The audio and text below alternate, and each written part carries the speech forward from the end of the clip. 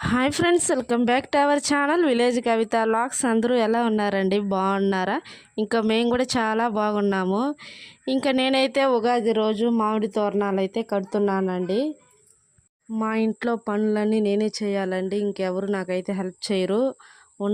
ఉన్నా కానీ ఎవరు హెల్ప్ చేయరండి. ఇంకా నేనే నా పనులన్నీ చేసుకుంటాను. ఒకరినంతా ఎదురు చూడనండి. ఎందుకంటే నాకు ఇష్టం అనమాట.